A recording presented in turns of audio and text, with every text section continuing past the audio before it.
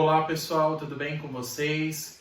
Minhas saudações e cumprimentos a todos e a todas que estão acompanhando aqui o nosso canal de Direito Tributário.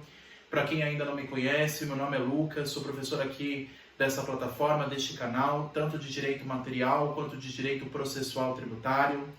Hoje nessa aula nós vamos continuar como nós já estamos fazendo, essa saga de classificação de tributos, e nós estamos analisando os impostos federais previstos pelo artigo 153 da Constituição, e agora nós paramos no inciso de número 5, onde hoje nós vamos falar do famoso IOF, o Imposto sobre as Operações Financeiras. Nós já analisamos outros impostos federais, para quem não acompanhou, é só vir aqui no site, no caso no portal aqui do canal do YouTube. Lá vocês vão ter os vídeos pessoais meus sobre a matéria, inclusive sobre as diversas espécies tributárias, com base no artigo 153, a gente analisou o imposto de importação, o imposto de exportação, o imposto de renda, o IPI, agora nós vamos continuar com o IOF, depois nós teremos outras aulas também sobre ITR, sobre impostos residuais, sobre imposto sobre grandes fortunas e outras espécies tributárias previstas no nosso ordenamento jurídico, tudo bem? Então, hoje nós ficamos com a parte de falar a respeito do IOF nesse rol de impostos federais. Vamos lá, pessoal. O que nós podemos falar e estudar a respeito de IOF, tá? Antes de eu começar propriamente a matéria, pessoal, eu sempre indico que acessem o meu site pessoal, que é Prof. Lucas, tudo junto minúsculo mesmo, sem acento, Prof. Lucas Direito Tributário, tudo junto, minúsculo, sem acento, .com.br, proflucasdireitotributário.com.br. Nesse site, pessoal, vai ter os meus contatos pessoais, as redes sociais também, Instagram, WhatsApp, o meu e-mail para vocês entrarem em contato, o acesso ao meu LinkedIn, e também vocês vão ter acesso aos demais vídeos, ao link que leva ao canal.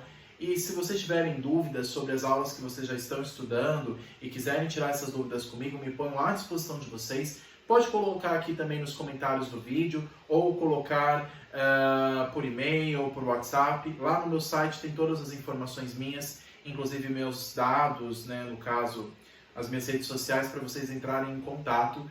E aí a gente estabelecer esse contato entre o professor e os alunos, que eu considero muito importante, para melhorar o canal, melhorar não só o conteúdo, mas melhorar cada vez mais a filmagem e outras técnicas para tornar esse canal cada vez mais profissional e atingir o maior número possível de alunos para que todos consigam entender a disciplina, tudo bem? Não esqueçam de curtir os vídeos, compartilhar com os colegas e de se inscreverem no canal. Vamos lá, pessoal. Então, hoje nós vamos tratar sobre o IOF e quais pontos que devem ser considerados quando a gente fala sobre IOF. A palavra IOF, Imposto sobre as Operações Financeiras, na verdade é um nome mais abreviado adotado pela legislação. O nome oficial deste imposto federal é previsto pela Constituição da seguinte forma: o IOF tem o nome técnico de Imposto sobre Operações de Crédito, Câmbio e Seguro ou relativos a títulos ou valores mobiliários. Então, você não vai achar no texto constitucional Imposto sobre Operações Financeiras. Esse é o nome abreviado, adotado pela doutrina, para que não fique muito grande a nomenclatura. Para evitar que fique muito grande a nomenclatura, em vez de você falar Imposto sobre Operações de Crédito, Câmbio, Seguro ou relativos a títulos ou valores mobiliários, todas essas operações, câmbio, seguro, transição de valores, tudo isso são operações financeiras. Estas operações financeiras previstas na Constituição, no Código Tributário Nacional e depois, como vamos ver, na própria lei do IOF, estas operações feitas no âmbito financeiro são fatos geradores do IOF. Então, por exemplo, se eu faço alguma transição de valores bancários, se eu exerço alguma operação financeira prevista pela lei de IOF, eu vou ser sujeito passivo, ou seja, eu vou ser obrigado a pagar o IOF. Então, qualquer operação financeira prevista na legislação e com base na Constituição Federal será, no caso, fato gerador para a incidência do IOF. Isso é importante a gente dizer. Mas quando a gente fala sentido financeiro, é o sentido amplo. Nós estamos falando aqui, na verdade, sobre operações de crédito, câmbio, seguro ou, como nós falamos aqui, relativos a títulos ou valores mobiliários. Essas são as operações que envolvem operações financeiras, tudo bem? Também é um imposto extrafiscal. Nós já estudamos outros impostos extrafiscais aqui no canal. Nós estudamos sobre o imposto de importação, o imposto de exportação, o IPI e também o IOF é um imposto extrafiscal. São 4 impostos extrafiscais, dentre eles o IOF. Lembra que as alíquotas são alteradas por ato do Poder Executivo. Eu não preciso levar ao Congresso Nacional um projeto de lei para ser aprovado pela Câmara e pelo Senado para ver a alteração constante das alíquotas de IOF. Em virtude de serem impostos que não têm finalidade meramente arrecadatória, em virtude de serem impostos que têm como finalidade a fiscalização das operações financeiras, a fiscalização das operações de diversas operações econômicas de importação e exportação. Como a gente sabe que o mercado tem um dinamismo próprio, como o mercado de câmbio, o mercado de valores é muito fluido, os impostos precisam ser fluidos também. E os seus valores precisam ser alterados ou para mais ou para menos. E como é que você faz isso? Mexendo na base de cálculo? Não. O ato do Poder Executivo mexe na alíquota. E a alíquota vai ser ajustada para mais ou para menos por mero ato do Poder Executivo. Lembra que essa é uma exceção à legalidade já prevista na Constituição Federal. É claro que quando a gente fala exceção à legalidade, não é que a alíquota não segue a legalidade. Ela segue a legalidade. Só que a lei já prevê uma exceção para que, por mero ato do Poder Executivo, o presidente da República, que é chefe do Poder Executivo, possa alterar as alíquotas para mais ou para menos, a depender da operação que se está regulando no mercado de câmbios, de seguro, de valorização de valores mobiliários, de transição de valores mobiliários. Então, todo esse mercado, essas operações, são reguladas pelo Imposto Federal IOF, que é o Imposto Extrafiscal.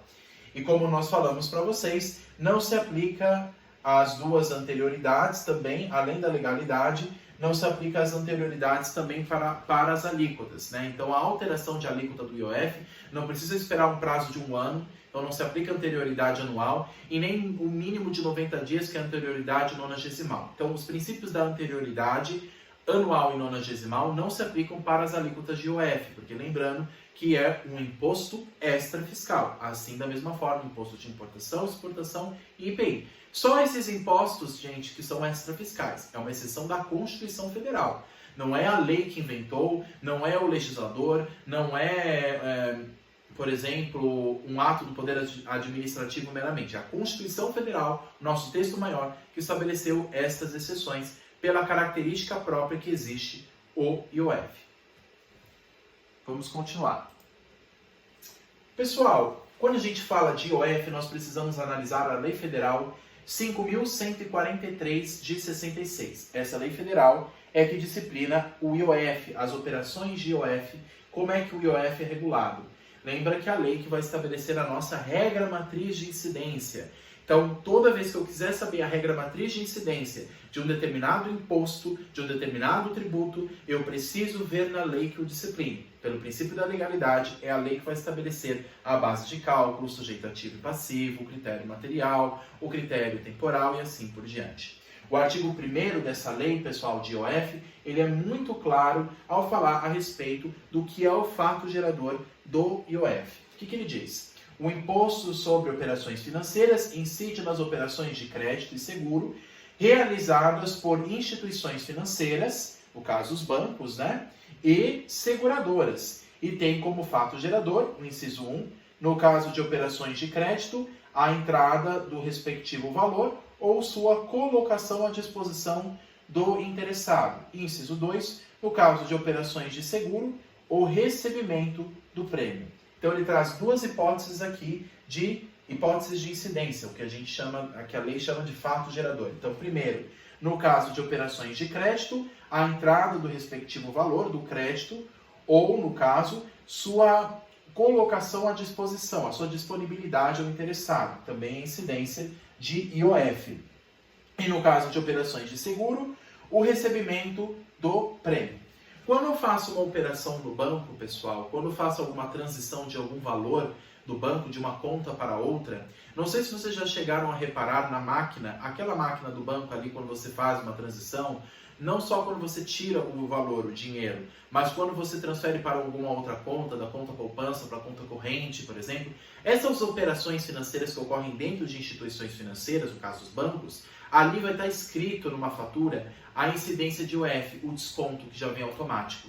Então, todas as operações financeiras praticadas em instituições como os bancos, todas essas operações, né, de crédito, de seguros também, vai estar lá descontado na fatura o IOF de maneira automática, tá? Então, a obrigação de pagar, a obrigação principal de cumprir com o dever de pagar o IOF já vem descontado na fatura, tá? Então, quando vocês verem isso, fizerem alguma transação bancária, dá uma olhada lá na fatura que vai estar lá o desconto do IOF, que é o Imposto Federal. Bom, continuando aqui a nossa análise da lei, na lei de IOF, o que também pode constituir a base do imposto, além daquilo que a gente já viu? Nas operações de crédito, o valor global dos saldos das operações de empréstimo, de abertura de crédito ou de desconto de títulos apurados mensalmente.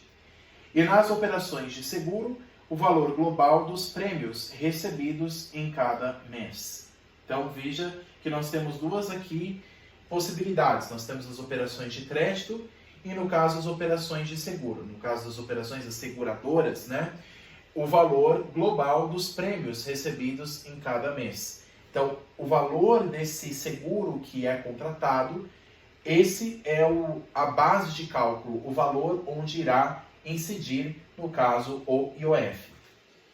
E no caso, as operações de crédito, como falei, que ocorrem dentro das instituições financeiras, envolve o valor global dos saldos das operações. Quanto que foi o valor bruto que foi operado, que foi transitado de empréstimo, de abertura de crédito ou de desconto de títulos apurados mensalmente, tá? O artigo 2º da lei do IOF fala dessas possibilidades, que é a base para o IOF. Agora, pessoal, nós vamos analisar propriamente qual que é a RMIT, a regra matriz de incidência tributária, e como eu sempre falo para vocês, quais são os critérios. O critério material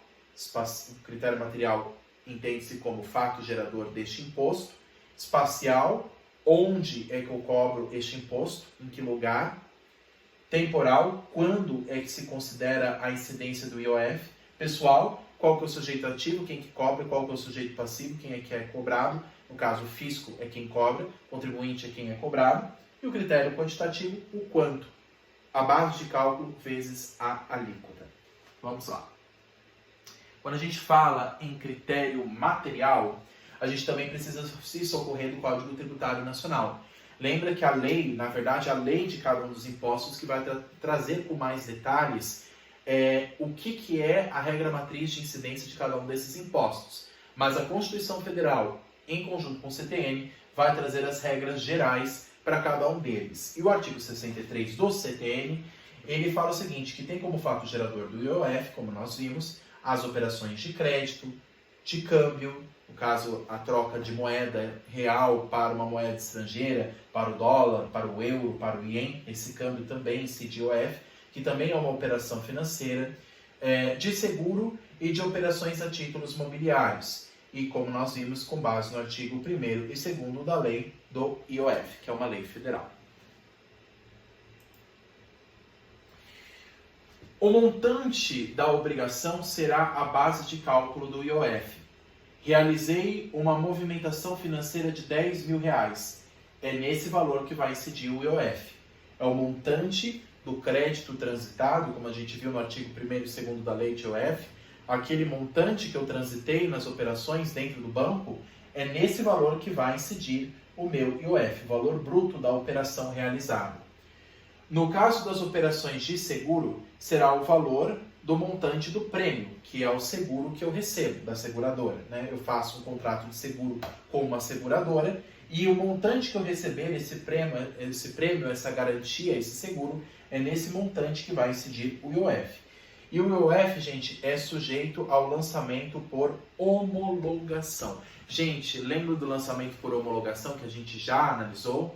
O lançamento por homologação, ele é um lançamento que basicamente, como nós vimos no imposto de renda, é o seguinte: o contribuinte, eu, devedor, que pratiquei, no caso, uma hipótese de incidência dessa transição de valores mobiliários, o que vai acontecer? Eu faço a declaração antecipada. Então, eu faço uma declaração antecipada antes da fiscalização do fisco. Eu faço uma declaração antecipada dos valores transitados, dos demais documentos requisitados pela Receita Federal, presto todas as obrigações necessárias, obrigações acessórias, pago o montante de IOF, calculo e pago o montante de IOF, e aí só depois apresento ao fisco. Aí o fisco, verificando as informações que eu prestei, o valor pago, o cálculo feito, ele vai simplesmente homologar, carimbar, aprovar aquilo que eu já fiz anteriormente. Esse é o lançamento por homologação. Ele homologa. Quem fez tudo, a parte burocrática de cálculo do imposto, a declaração das informações e o pagamento bruto do valor, fui eu. Aí só depois que o fisco vai verificar se está certo, se estiver, ele homologa.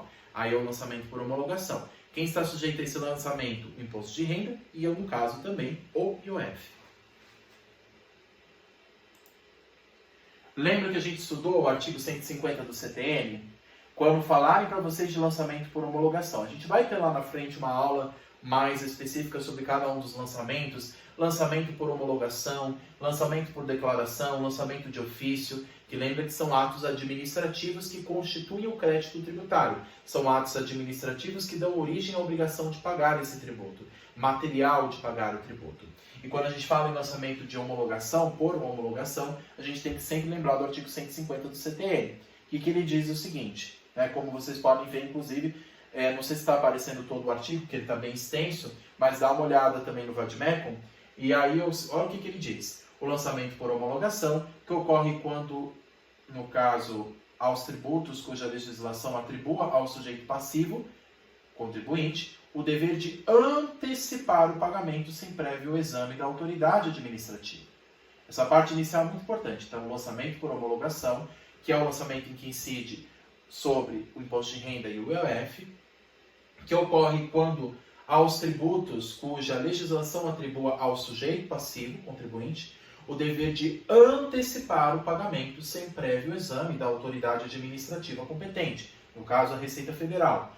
Opera-se pelo ato em que a referida autoridade, tomando conhecimento da atividade assim exercida pelo obrigado, expressamente a homologa. Então, primeiro eu faço toda a parte burocrática, sujeito passivo, contribuinte, e só depois que vai ser homologado, aprovado, carimbado pela autoridade administrativa, que é, no caso, o fisco, que, no caso, por ser um imposto federal, será exercido pela Receita Federal do Brasil. Muito bem. A gente falou do material, mas aonde vai incidir, em que lugar que ocorre a obrigação de IOF? Em regra, em todo o território nacional.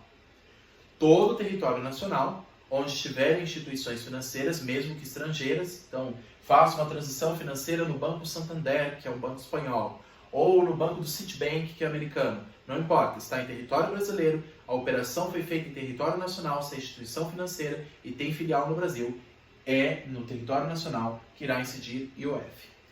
Exceção às operações de crédito, seguro e câmbios realizadas no exterior. Como eu falei das instituições financeiras. Se a instituição financeira estiver em território nacional, sim, eu pago IOF. Ah, mas é no Banco Santander. Ah, mas é no Banco Citibank. Ah, mas não existe mais, porque aqui no Brasil foi comprado pelo Bradesco, mas na época havia o HSBC, que é um banco oriental de Hong Kong. Esses bancos estrangeiros, alguns que operavam, outros que ainda operam aqui, mesmo tendo sede lá fora, se eles têm filial aqui e a operação financeira ocorreu em território nacional, incide IOF. Agora, se a operação ocorreu lá fora, não vai incidir, mesmo que a instituição financeira seja nacional. Então vamos supor que eu faça uma transição de valores numa agência que eu tenho, numa conta que eu tenho do Bradesco nos Estados Unidos. O banco é brasileiro, tem sede aqui no Brasil, só que a agência está lá fora. O que vai incidir é lá fora e sobre as leis americanas. Aqui no Brasil, não incide IOF, mesmo que o banco seja nacional, se a operação se deu lá fora. Fora do país, pelo princípio da territorialidade, o Brasil não pode interferir na competência estrangeira de outros países. Então, se a operação, mesmo que em banco brasileiro, ocorra lá fora, é sobre as leis de fora que vai incidir. Agora, se ocorreu aqui no Brasil, seja instituição brasileira ou estrangeira, estando aqui, ocorrendo aqui, vai incidir IOF. Temporal. Qual que é o critério temporal? Quando que ocorre a obrigação, o fato gerador, para pagar devidamente o IOF? No momento em que ocorre a operação financeira, a transição bancária. Então, quando eu faço essa transição bancária, está lá dizendo o dia e a hora. Então, eu fiz uma transição lá no caixa do banco, vou transferir meu dinheiro de uma conta para outra. Houve uma movimentação financeira. E essa importância financeira interessa ao fisco, interessa à Receita Federal. Então, lá na maquininha vai dizer o dia que eu fiz, dia tal, e o horário. É nesse momento que ocorre o fato gerador, é o critério temporal. No momento que ocorre, no caso, a transição financeira, ou no caso, o câmbio de moeda brasileira para moeda estrangeira em território nacional, ou no caso do seguro, né, no recebimento, na data do recebimento da importância dessa gratividade, desse seguro, desse valor que vai me assegurar, que vai me proteger, que essa garantia que eu ganho, esse valor, no momento que eu recebi, que foi recebido por mim na minha conta bancária, ali no momento do dia, no horário, é que vai incidir o IOF. E claro que as instituições financeiras têm que oferecer essas informações ao fisco para que a Receita Federal saiba quando que ocorreu cada uma delas para incidir o IOF. Mas quem é que vai pagar IOF e quem é que vai cobrar? Quem é que vai cobrar é fácil de saber. O artigo 153 é a União. Todos os impostos do artigo 153 são impostos federais exclusivamente. E por meio da Receita Federal do Brasil, que é um órgão da União, ela vai fazer essa devida fiscalização e arrecadação. Qual que é o sujeito passivo? Quem é que cumpre com esse dever? O artigo 66 do CTN fala de maneira clara e objetiva. Ele diz o seguinte: contribuinte do imposto é qualquer das partes da operação tributada, como disponível na lei. Então, contribuinte do imposto é qualquer das partes na operação tributada. Então, aquele que fez a transição do valor é aquele que vai cumprir com o IOF. Aquele que recebeu o seguro ou aquele que fez o câmbio, a pessoa física ou a pessoa jurídica que cumpriu com esta transição financeira, ela vai cumprir com o IOF. É um sujeito passivo com base no artigo 66 do CTN. Qual que é o critério quantitativo? Aí já é um critério um pouco mais complexo, porque as operações de câmbio é uma coisa, as operações de seguro é outra, as operações diversas, cada uma delas tem um valor específico, mas qual que é a base de cálculo? Qual que é o valor bruto que vai ser considerado para a apuração do IOF? O artigo 64 diz o seguinte, do CTN, ele diz o seguinte: a base de cálculo do imposto é 1. Quantas operações de crédito, o montante da obrigação, compreendendo o principal e os juros. Então, os juros também entram junto com o valor dessa operação de crédito. O valor principal, que é o valor em si do crédito, e mais os juros que o banco cobra. Quanto às operações de câmbio, o respectivo montante em moeda nacional recebido, entregue ou posto à disposição.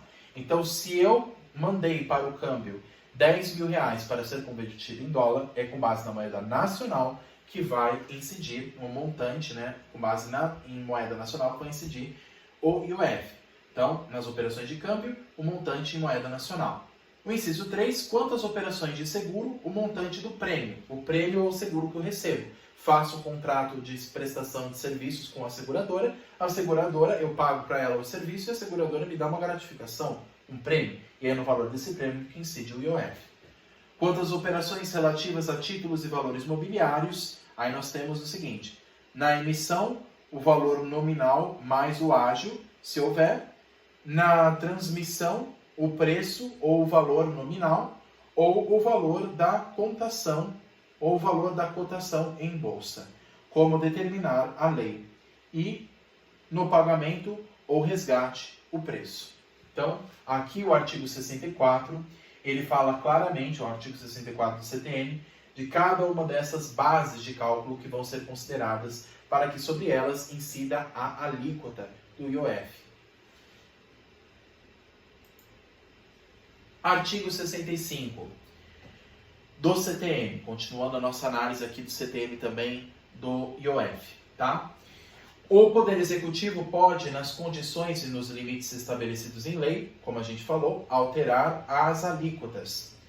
Só que a alteração da base de cálculo, pessoal, como aqui fala, é somente por meio de lei, né? Estabelecidos em lei, somente por meio de lei pode-se alterar a base de cálculo. Ele pode ser alterado, mas somente por lei. As alíquotas por mero ato do Poder Executivo, a fim de ajustá-los aos objetivos da política monetária. Então, com base na política monetária, com base na transição financeira, com base nessa política financeira que a gente sabe que tem uma volatilidade maior, as operações nas bolsas de valores, as operações em bancos, o câmbio a gente vê muito bem isso, né? No caso o real, às vezes está um real vale $5, pode valer 5,50 depois, tem essa volatilidade. Então, para acompanhar a dinâmica monetária, a dinâmica cambial, deve-se haver alteração da alíquota. A alíquota por ato do Poder Executivo e a base de cálculo, como fala aqui, no caso, por meio de lei. É que o artigo 65 ele fala que o Poder Executivo, mas na verdade o Poder Executivo só pode alterar, no caso, as alíquotas. O caso para alterar, no caso, a lei, alterar a base de cálculo é somente por meio de lei. No máximo que o Poder Executivo pode fazer é mandar uma proposta de alteração ao Congresso Nacional, e o Congresso Nacional, vem nessa proposta do Poder Executivo, ajustar a base de cálculo, mas, no caso, é com base só nas alíquotas que pode ser alterado por mero ato do Poder Executivo. Artigo 3º da Lei de IOF, a Lei 5.143 de 66, o que diz? O imposto será cobrado com os seguintes alíquotas, né? Qual que será a alíquota que vai incidir na base de cálculo? Empréstimo sob qualquer modalidade, as aberturas de crédito e os descontos de título, a alíquota será de 0,3%. Seguro de vida e congêneres e de acidentes pessoais e de trabalho, 1%. Seguros de bens, valores, coisas e outros não especificados excluindo o resseguro, o seguro de crédito, a exportação e o de transporte de mercadorias de viagens internacionais será de 2%. Então, cada um tem uma alíquota diferente, a depender da base de cálculo, a depender da natureza de cada uma dessas bases, vai ter uma alíquota diferenciada. Então, você tem uma alíquota de 0,3% para empréstimos de qualquer modalidade, de 1% para seguros de acidentes pessoais, no caso, uma alíquota maior de 2% para seguros de bens, valores, coisas, como também para seguro de crédito, né? A exportações, né? No caso, em operações de exportação, e de transporte de mercadorias em viagens internacionais. Aí a alíquota, claro, vai ser maior. Então, a depender da natureza também, não só do valor, mas a depender da natureza, da base de cálculo, a depender da operação que se está fazendo, a alíquota pode ser diferenciada com base na legislação. Pessoal, basicamente essas são as informações principais a referente do IOF, tá? Então, a aula de hoje, como as demais aulas, nós estamos nos baseando apenas na questão da regra matriz de incidência para que a gente entenda como são cada um desses impostos na classificação dos tributos, como nós estamos analisando aqui no canal, e fico à disposição para esclarecer as demais dúvidas, tudo bem? Se vocês tiverem dúvidas, se não ficou claro algum conteúdo que eu passei aqui, por favor, me passem aqui também nos comentários e não deixem de acessar o meu site, proflucasdireitotributário.com.br, para vocês obterem também outras informações, tá? E eu vou sempre atualizando aqui o canal no YouTube, postando novas aulas para vocês, tá bom? Muito obrigado a todos, pessoal, pela atenção, desejo bons estudos e fico à disposição para o que for necessário. Obrigado!